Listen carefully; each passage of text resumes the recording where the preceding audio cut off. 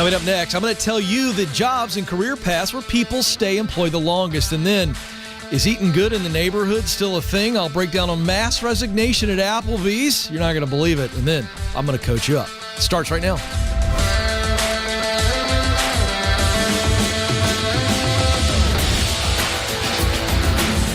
All right, folks, welcome to the Ken Coleman Show, where we help you win at work and in life. We're going to talk about you making more money. Yeah. That gets everybody's attention. But I'm also going to show you, coach you, guide you to where you actually experience more meaning as well, more income and more impact, so that you do see purpose and meaning in your work. Let's go. I am a man of the people, and so my job as man of the people is to inform you and inspire you. And we'll start with informing today. That's how we kind of start every show, don't we?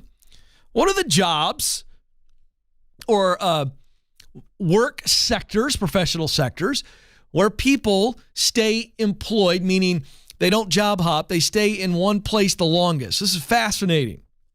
This will come as no surprise to a lot of you people who call yourselves conservative. This will get the conservative wing of the Ken Coleman Show audience a little fired up. Let's dive in. From an article of Forbes where they cited a Glassdoor study of 5,000 job transitions. So they looked for patterns within all these people changing jobs. Are you ready for this? Here we go. We got a list. Number one industry where people stay in their job the longest. I actually laughed out loud when I saw this. Government. Of course. 18.6 years. All right, so I'm not going to comment on all 10. I'm going to camp out on a couple. And we're stopping here, Nathan, for a second. You know why? Because this speaks to, and I got to be careful right now. I'm not banging on government workers, all right? But I'm just going to tell you that the environment of government lends itself to people staying in a sedentary professional position for much longer, and the data now bears it out. Why? What does government bring to people? What do people always cite on government jobs when they call in the show? You know what they say? Well, it's really safe, really stable employment because of my benefits. Government's not going to ever go anywhere. Really? When was the last time you cracked a history book? But this is the deal. People work in government jobs for a long time because they feel like it's the safest place to hang out, and the data now bears it out. All right, next. Aerospace and defense jobs. Average tenure, 17.3 years. Next is media. Average tenure, 16.9 years. Now, I will tell you, I was a little surprised by this number because in the control room today is Samantha. And in the local area, she was known as Traffic Cam Sam. Am I saying that right? Traffic Jam Sam. Geez.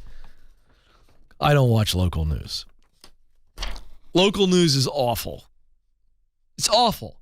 All it is somebody got shot in the 17 block, and it's just bad news all the time. If you want to be depressed, watch local news every night. Now, Traffic Jam Sam is a positive position.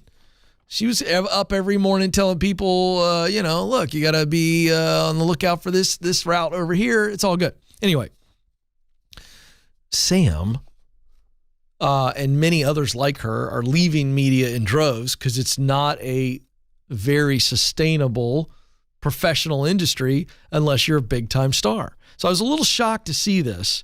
But 16.9 years average tenure for people in media.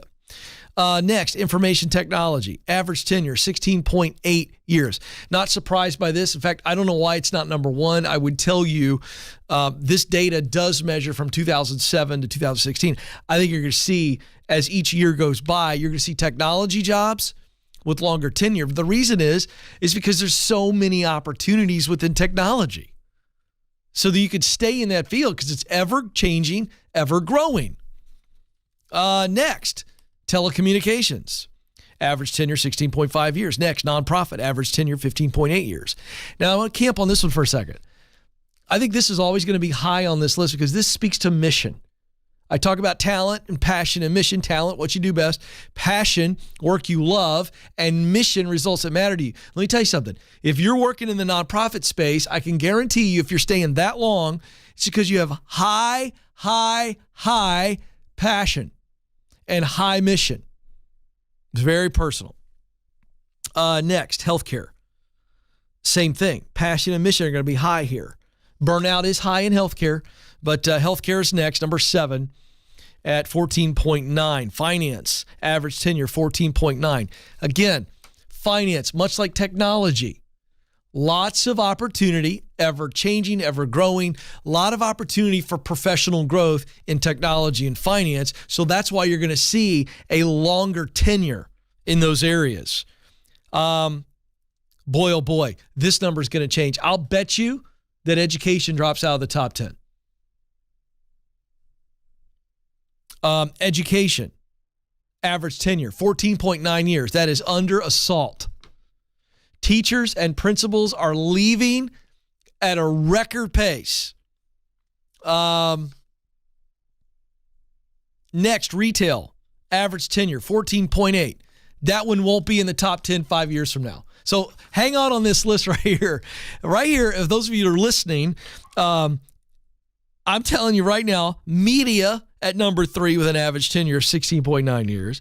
Education, number 9 in the top 10 with an average tenure of 14.9 years. And retail, number 10, average tenure of 14. Let me tell you something. Those will not be in the top 10 5 years from now. I'm just going to go ahead and tell you. There's no way. The trends right now are absolutely going to eat into that. Now, why do I share this data with you? Because Glassdoor also has some data that said people change roles every 15 months. And then, so this is very millennial, by the way. And millennials, and this is not a negative. Some of you just heard me insult millennials. Not an insult. The data show that millennials are expecting to change jobs every 12 to 18 months. So this 15-month thing, this is going to happen. Millennials are also the number 1 demographic in the workforce. So why are people switching jobs? How do I break this down? By the way, I just happened to scan the chat room live on YouTube, and Milka just joined. Milka Ortiz, she's one of our faithfuls. Love my faithful folks that are here every day. I'm like a preacher. There's certain people you can count on showing up at church every Sunday. Milka Ortiz is becoming a faithful. She just jumped in the chat room, and folks, I have ADHD. The laptop's right here. I'm literally going, I'm teaching. I look in the chat room, and Milka goes, "Did I miss the crinkling of the paper?" Yes, Milka, you did. Well, because I'm a man of the people, there it is.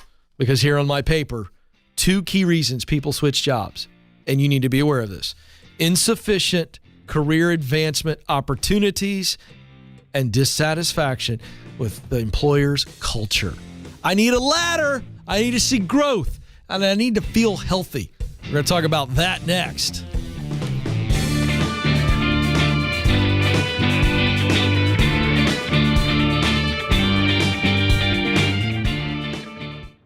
Are you wondering if you should leave your current job or stay put? Well, you're not alone. That's why we created the Should I Quit My Job quiz. In just 5 minutes or less, this quiz will help you determine if you're at the right company and if you're in the right role. And if you need to make a move, you'll get practical steps to keep you moving forward. Folks, it's time to get unstuck. Life is too short not to do what you were created to do. Go take the quiz right now at kencoleman.com/quiz.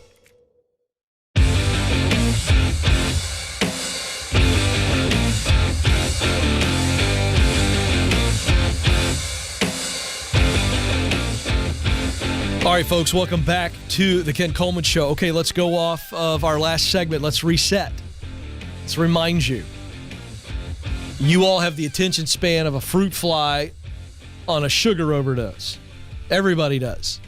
What are the 2 main reasons why people change jobs? Number 1, insufficient career growth opportunities. They don't feel like they have an opportunity to grow, to advance, to climb. That's one. The other, they're in a crappy, unhealthy, toxic environment. All right, that leads us to today's big story. You're not going to believe this. Is eating good in the neighborhood still a thing? I don't know. Let's unpack it in the news.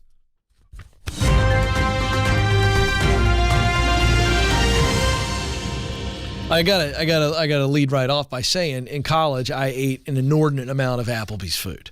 There happened to be an Applebee's really close to my college campus, and you could eat cheap. You know what I'm saying? And let me tell you the key. I had a couple of friends who were on the wait staff, and so they would hook me up, if you know what I'm saying. A little free salad, a little free side of fries. I feel bad about it, Alex, enough, so I felt the need to confess it. Because I'm about ready to keep it real. Here's the story. Some of you may have seen this. An atrocious email caused a mass resignation at an Applebee's in Kansas. Oh my word. What are we going to do? So what happened? So a guy by the name of Wayne Pankratz or Pankratz. I'm going to call him Pankratz because that's funny to me. So Mr. Pankratz, he got made fun of in high school, guaranteed. He's an executive at a franchise group that operates the Lawrence, Kansas area restaurant of Applebee's and dozens of others. And so he sends an email. I'll dive into the email in a little bit. But here's the basic thing. In this article, it only pulls out one part of the email. We'll get to that. Well, here's the big rub. He sends out an email to the leadership group and the managers, and he basically said, most of our employees, this is a direct quote, most of our employees, base and potential employee base, live paycheck to paycheck. He's right about that. Why is Mr. Pankratz right about that? Because an overwhelming percentage of Americans, look this up for me, Alex, while I pontificate, but I want to say it's 70+% of Americans are living paycheck to paycheck right now. He then goes on to say in the email, any increase in gas prices will cut 64%. Thank you, Alex. 64% of Americans living paycheck to paycheck. Any increase in gas prices cuts into their disposable income. I'm reading from his email. As inflation continues to climb and gas prices continue to go up, that means more hours employees will need to work to maintain their current level of living. He's right. But are they going to necessarily get it from him at Applebee's? And this is where he's short-sighted. And this is where everything goes off the rails. The labor market is about to turn in our favor. Now, I got to jump out of the article, and Alex is amazing because he got me the entire email. In the email, he also says, after talking about gas prices continuing to rise, he says the advantage this has for us is that it will increase application flow and has the potential to lower our average wage. So what he's saying is people are going to be desperate for work, and so now we're not competing with other restaurants, and so we can lower wages. This is where everything goes wrong. All right? He just comes right out and says it. We're going to lower wages. Now, he's talking about, it appears in this email, he's talking about lower wages for new hires. But let me go back to the story. I'm back and forth, Alex. This is like ADD special right here. Okay? One of the managers at the restaurant gets a guy named Jake Holcomb. So the email goes out. Jake's on duty. Jake's a 23-year-old manager at Applebee's. So he's on the job, and then one of his coworkers comes in to have lunch with him at Applebee's and says, "Have you seen the email?" Holcomb's like, "I don't know what you're talking about." Guy forwards him the email. Holcomb reads the email. This is a direct quote. And he said, "I quit on the spot.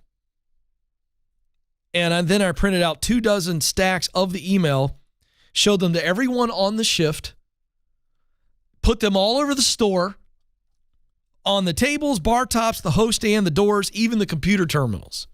And then I gave everyone in the restaurant their food for free. We didn't even close the store."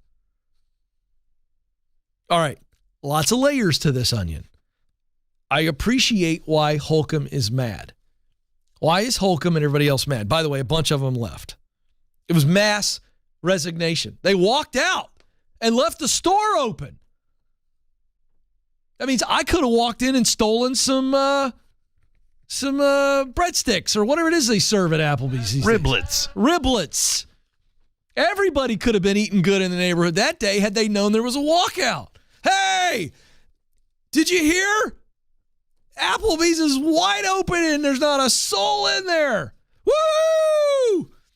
I think Lawrence, Kansas is where Kansas is, the university. I'm telling you, could have fed a whole dorm. Anyway, that's wrong. The young man's wrong. You don't steal. What he did was stealing. We live in a day and age where we think if someone has offended us, that all options are available. You remember the old phrase your mom used to teach you? Some of you youngins have never heard this phrase. I'm about ready to blow your mind. 2 wrongs don't make a right. In other words, do I think Pankratz' email was wrong? Yeah, I think he's treating people like, I think he's treating employees like commodities. It's inhuman. It's wrong. I don't like it. But you don't steal, which is what you did. You could quit. That's your option to walk out, no problem. But you don't give everybody their food for free. It's not your decision, not your call. You've quit.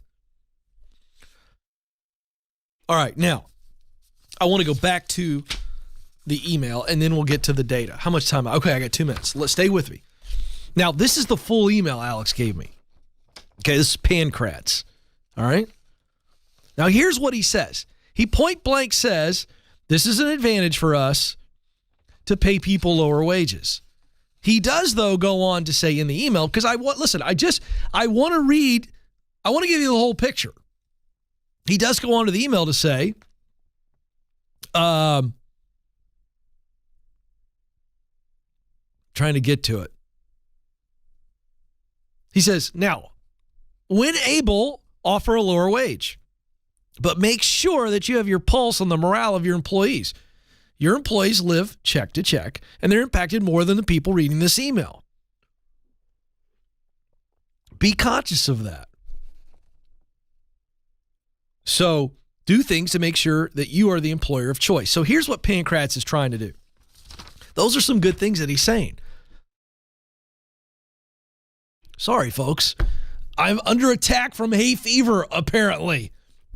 Live on the show. Alex, Benadryl, stat. Wow. Here's the thing. What Pankratz does wrong is he communicates that the first option is paying people less. And what he needs to understand that the first option is to give people a chance at a better life. At a better life. You know what the Applebee's did? This is corporate. Applebee's had a national hiring day recently. You ready for this? They promised candidates a voucher for a free appetizer. So you're going to attract people with mozzarella sticks? It's not working. By the way, that campaign did not work. Pankratz was thinking about how to save himself money instead of how do we make money by attracting really good people who want to serve food, and how can they make more money because we make more money. He's got it all backwards, and it blew up in his face. Don't devalue your people. This is the Ken Coleman Show.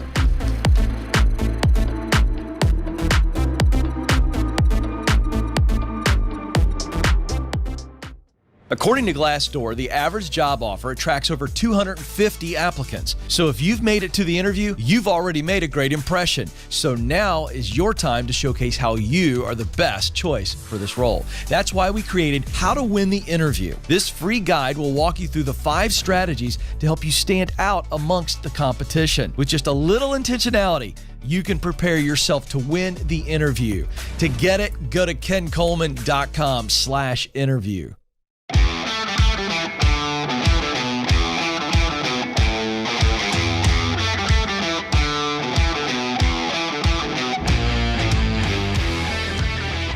right, folks, welcome back to the Ken Coleman Show, where we are here to help you win at work, even when I'm choking.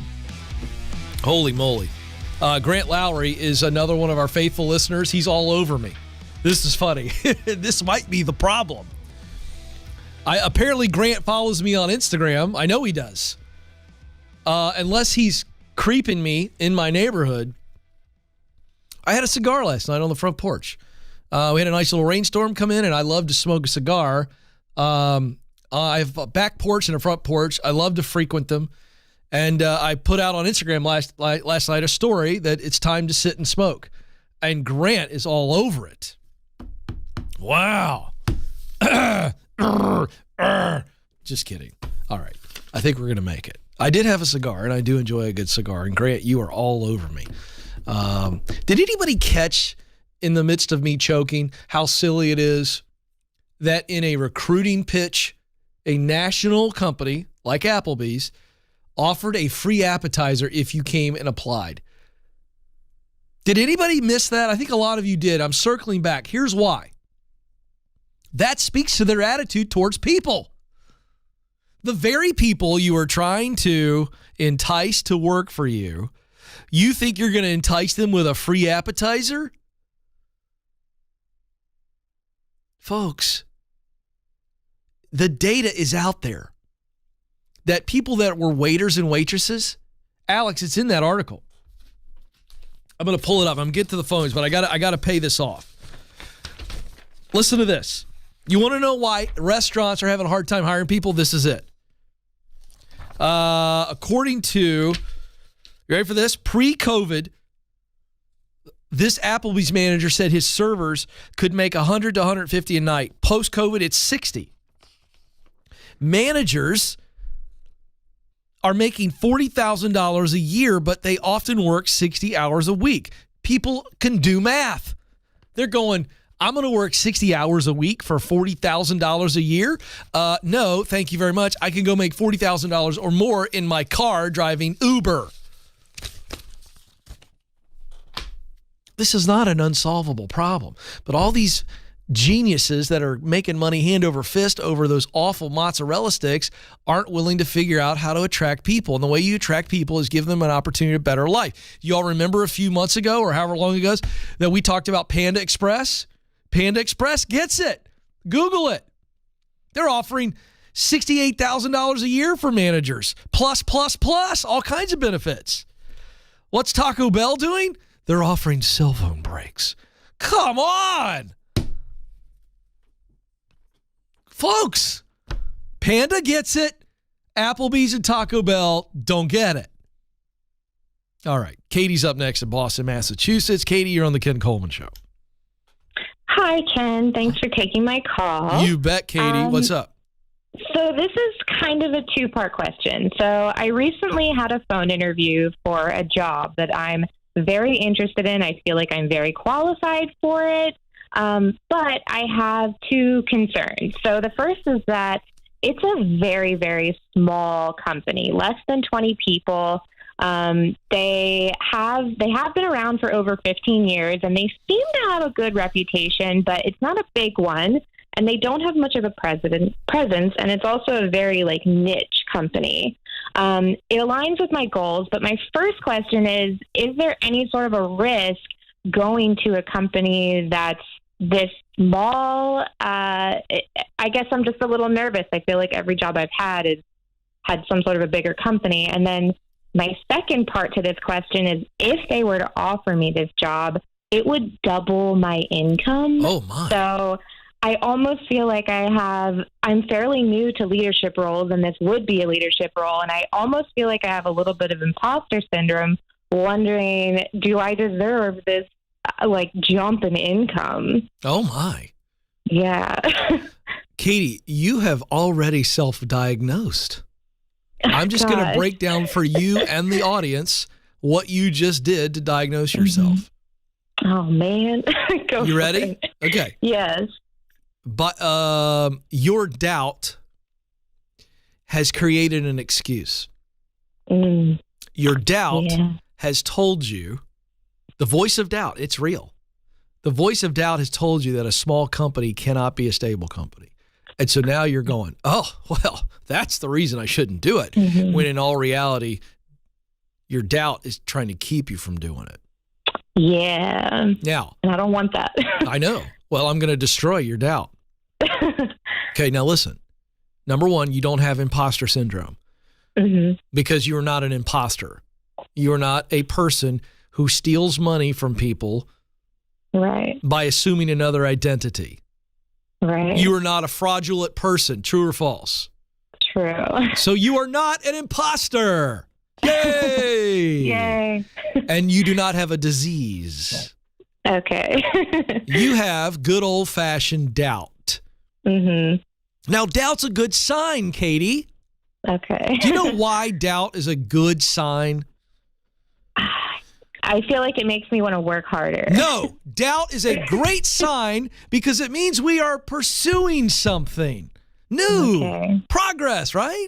Definitely. You ever met somebody who does nothing, doesn't want to be anything? You ever know somebody like that?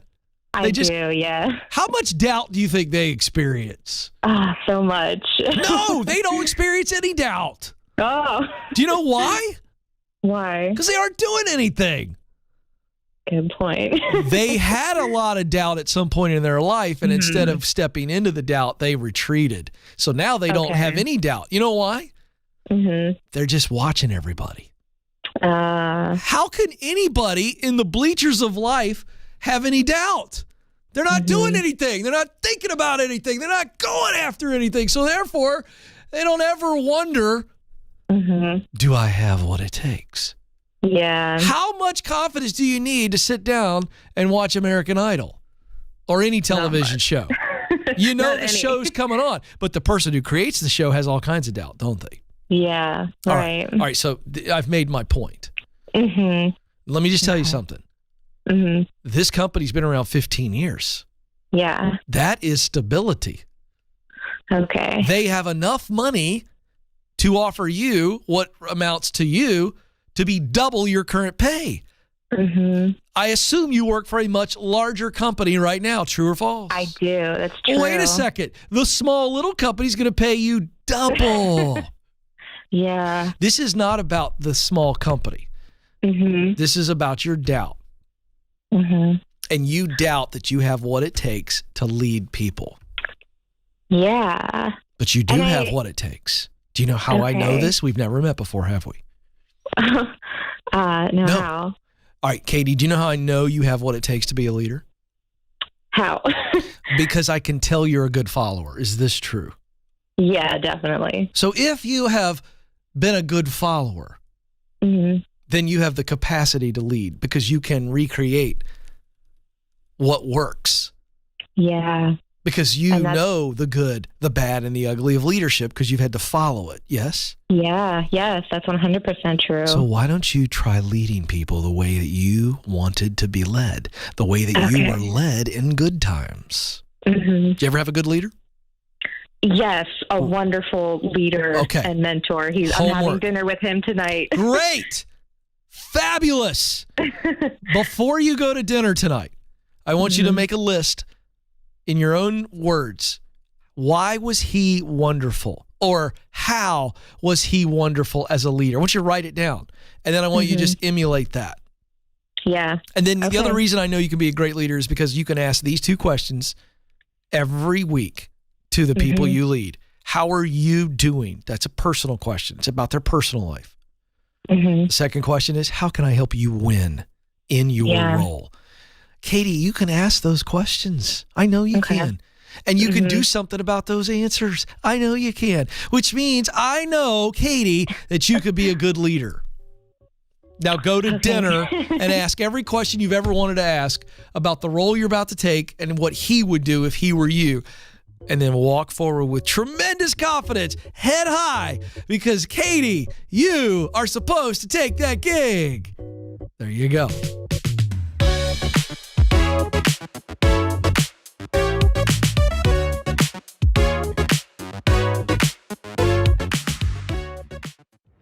Do you know what you were born to do?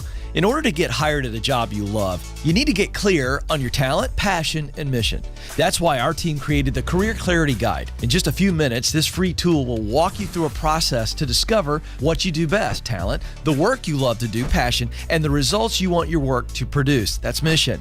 Then you're going to feel way more confident throughout the job search process. To get started, go now to kencoleman.com/clarity.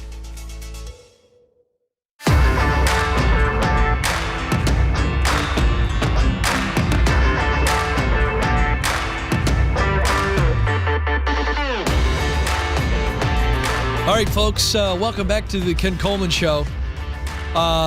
Me talking about that Applebee's story and making fun of their offer of a free appetizer if you just applied. It's got me, everybody's talking about mozzarella sticks in the YouTube chat room. And all of a sudden, I want some mozzarella sticks. I think that would make the show much better if while I was coaching folks, I was eating mozzarella sticks. It's funny how the brain works, isn't it? All right, let's get back to the phones. Joyce joins us in Gilbert, Arizona. Joyce, you're on the Ken Coleman Show. Hi, Ken. I'm so excited to get to talk to you. Well, that is cool because I'm excited to get to talk to you. What's up? Well, I'm 70 years old. I am not looking to start a new career. Mm-hmm. Too old for that. But I need I need to make some money, and so I thought I'd be good at remote data entry work. Great. And I thought it would be simple to get on these job sites and look for it. Mm-hmm. And should I mention any job site names? You can mention job site names. I don't care. Okay. Well, Indeed, it seems to be the most helpful. And I did fill out a resume. But my email box is now full of what I call junk job sites. All I'm getting are shortcuts to other job sites. Ah. And, that's why you should not have used Indeed. You should use ZipRecruiter. You need to go to ZipRecruiter.com/Ken and fill out a profile because they aren't going to send you a bunch of spam. They will actually send you jobs that fit what you're looking for. I endorse them. By the way, they're free to you and they're fabulous. Okay. But you need to delete all those other emails. You need to just put them all in junk mail. And I'm going to tell you what you need to be doing besides ZipRecruiter. So here's what ZipRecruiter will do. They'll start fishing for you. So you don't have to do anything other than go fill out a profile and upload your resume, tell them exactly what you're looking for. And ZipRecruiter is amazing. That's why I endorse them. All right? They're doing the hard work for you. But besides ZipRecruiter, I wouldn't use anybody else. What I would be doing is leveraging your relationships. And at the age of 70, which, by the way, you are not 70 years old, you are 70 years young. My mom would really appreciate that because she just turned 70. And you have lots of relationships. Like you, by the way. Yes, it does sound like me, doesn't it? Yes, it does. 70 years young, baby. Come on. Now, listen, relationships. You've got 7 decades of relationships. And you know a lot of people. And you would be surprised at how many people might know somebody that's looking for a remote data entry person like you. And so I love ZipRecruiter. Get them to work for you. They're going to send you actual jobs. That's good. But you also need to be out looking as well because there are opportunities that are literally all around you and you just don't know it because you're not telling all the people you know. That's social media friends. That's ladies that you what do you do socially at 70 years of age? Well, I also work at my church, and so I have a lot of friends. Church is the #1 job finder in the history of the universe. I don't have any data to back me up, but I know that's right. What? All my friends are retired. Doesn't matter. How many people do? Okay, who?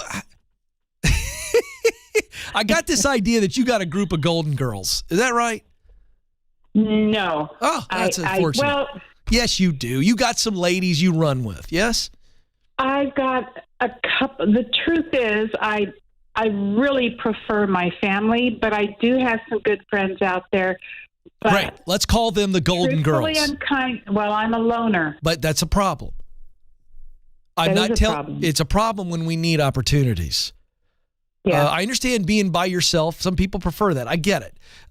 You may be an introvert, I'm guessing. Yes? In most cases, definitely. That's okay. But I you would still prefer to be home by myself than. Well, and I problem- want you to be home by yourself getting paid. But you're going to have to drag too. yourself out of the cave in order to get the opportunity to stay at home and work in your sweatpants. So we've got friends. You have friends and relationships. You need to tell everybody that you know. I don't care if they're retired or not, because they've got grandkids. They've got kids that are running businesses. Everybody you know is a potential opportunity for you to get a stay-at-home job. Start looking at the job boards too, just in your local area. You can do this. This is just about focus, but don't rely on online resources exclusively. Go talk to people you know. Connections lead to opportunities.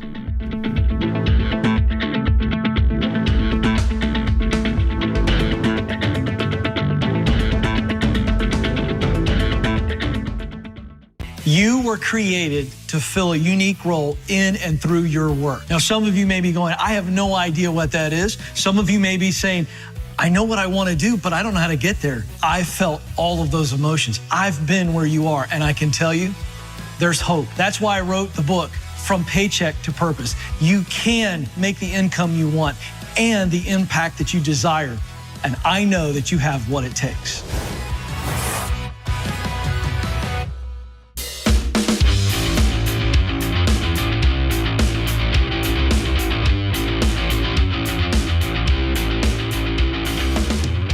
All right, folks, I got to tell you about ZipRecruiter.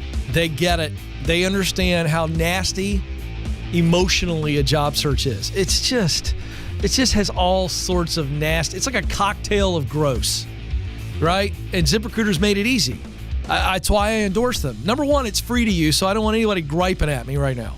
I'm not selling you a pair of socks, all right? I'm telling you, the number one job site in the United States is ZipRecruiter, ZipRecruiter.com. What do? You fill out a profile one time, attach the resume, the Ken Coleman Show resume, which, come on, you know what I'm saying? And then you hit go, and they recruit for you. They send you job opportunities. They do the work for you, all right? So go right now, ZipRecruiter.com. A couple of weeks ago, I got distracted, as I do from time to time on the show, and I think you people enjoy it because I'm really trying to shed light on the positivity of ADHD. We got to stop medicating these kids. Particularly boys. Boys are supposed to be rambunctious and a little bit more obnoxious than girls. I can say that because I'm a male. I'm not banging on boys, but I got 2 boys and I got a girl. I'm an expert. By the way, I'm still going to call them boys and I'm still going to call them girls. Oh boy, there I stepped in it. Anyway, we're medicating boys and girls that are a little on the hyperactive side of things because they're curious. There's nothing wrong with them. They're just a little bit more curious than the other kids. And so they get into messes because this is their world, all right? I'm going to verbally give you the example and then visually as well. It's like this. Oh, look at this. Look at that. Look at that. Woo, woo. It's like the movie Up. So beautifully captured with that dog. Squirrel. All right, this is what my brain is like. So I got distracted a couple of weeks ago talking about eating on the show. And I went into this whole thing about eating. And I thought it'd be fun. I asked the YouTube chat room to weigh in on it. I think they resoundingly shut it down. And Alex is never going to allow it. But in the chat room right now, they're still staying on this theme of the mozzarella sticks. It's become the kind of the fun theme of today's show. And so a couple people are saying they think I need to eat mozzarella sticks on the show. So I just wanted to Instagram Live maybe. All right.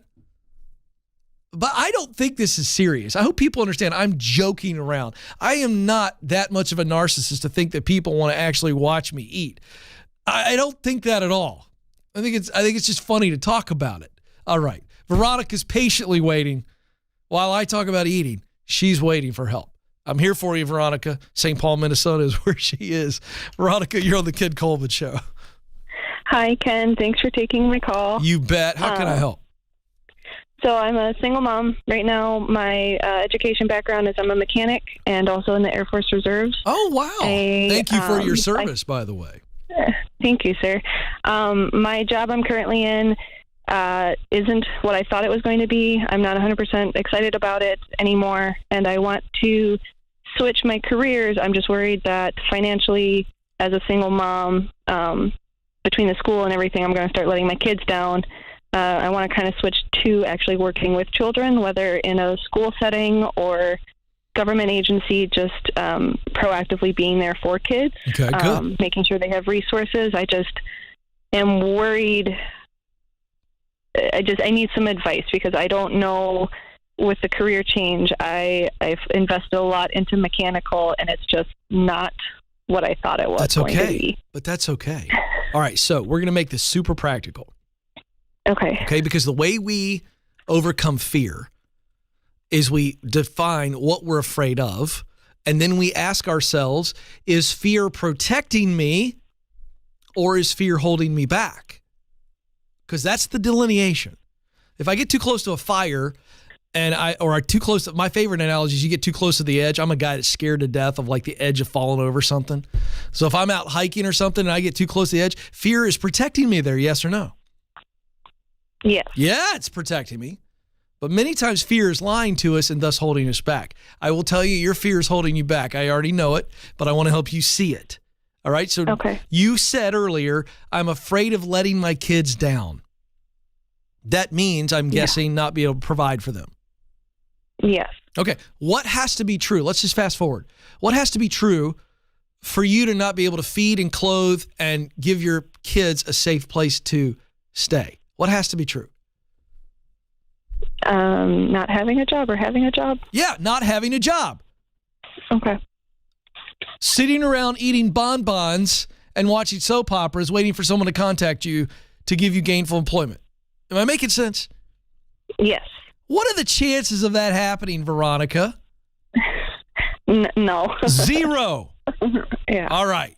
Now, let's focus on how do we make the switch. Have you identified jobs in the marketplace, real jobs, or even a career where you're working with children? Have you identified it? You know what it is, and you have an idea what entry level pays, what growth opportunities would look like, and how they would pay. Do you know that?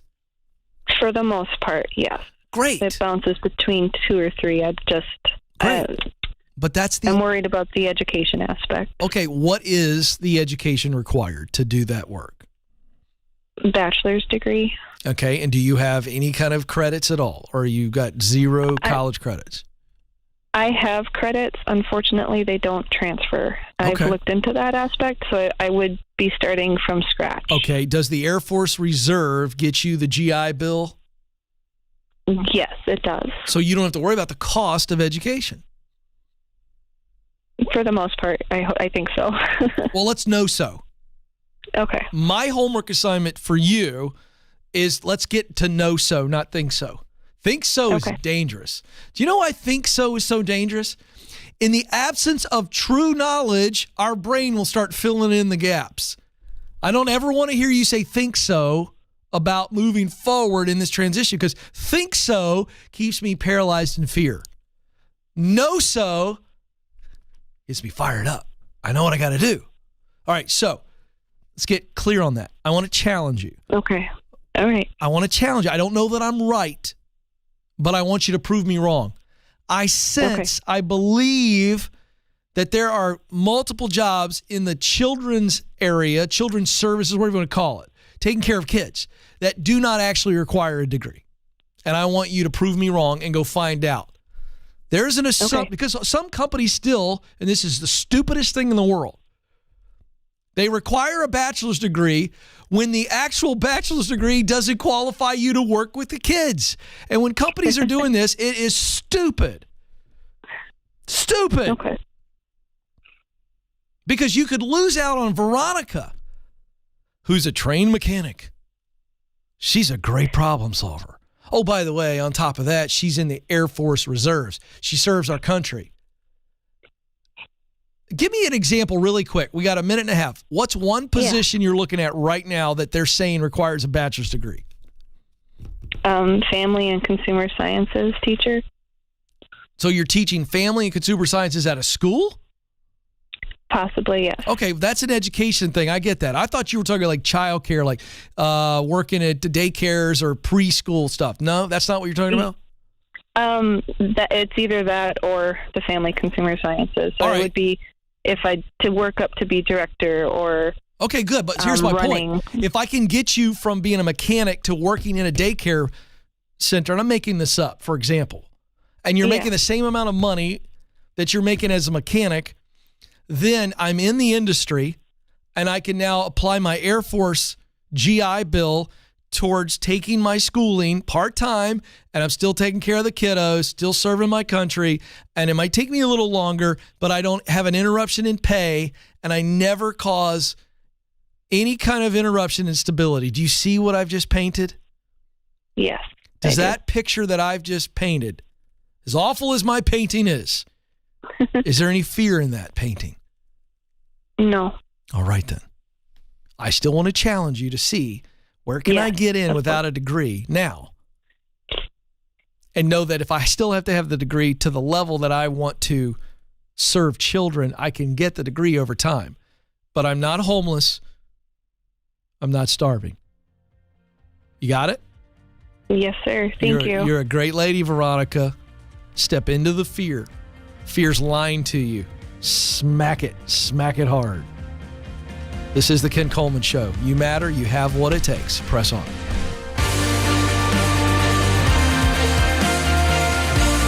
Thanks for listening to the Ken Coleman Show. For more, you can find the show on demand wherever you listen to podcasts and watch the show on YouTube. You can also find Ken across all social media by following @Ken Coleman.